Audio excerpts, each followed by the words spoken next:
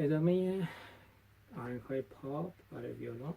تو این ویدیو آهنگ 2 ماهی رو با هم میزنیم. 2 ماهی 16 ضربی هست. برای شمارشش هر چنگ رو برابر یک شماره قرار میدیم. میشه 1 2 3 4 5 6 1 ر فا می لا می. این سی رو تو پوزیشن باید بگیریم. سی سی سی سی لا سی دو سکوت ر فا می لا می سی سی سی سی سی ر دو 2 3 4 5 6 1 2 3 4 5 6.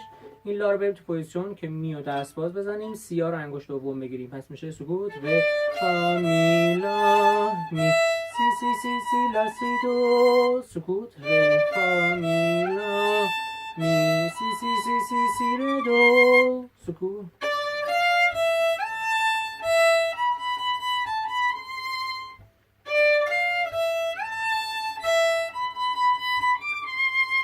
سکوت 1 2 3 4 5 6 سول سول فا فا فا فا فا سول لا سول فا می 1 2 3 لا لا لا سول سول فا فا فا فا فا سول لا سول فا می. دوباره 2 3 4 5 6 سول فا فا 1 2 3 لا سول فا می 1 2 3 فا می ره فا فا می ره دو می ره دو می ره دو سی ره دو سی ره دو سی لا لا دو سی دو ره دو سی لا.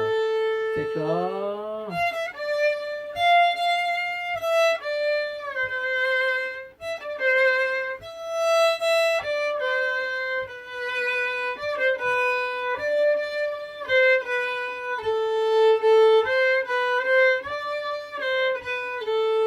از آ تا بیو میزنیم که الان ویدیو زیاد نشه نمیزنم. ادامهش میریم 1 2 لا دو سی لا سی سی لا سول لا لا 1 2 لا دو دو سی لا سی سی لا سول لا لا 1 2 سی لا سی سی لا سول لا لا سول فا 1 2 3 5 6 سول فا سول سول فا می 1 2 3 فا می ره فا فا می ره می دو می ره دو می می ره دو سی ره دو سی ره ره ره دو سی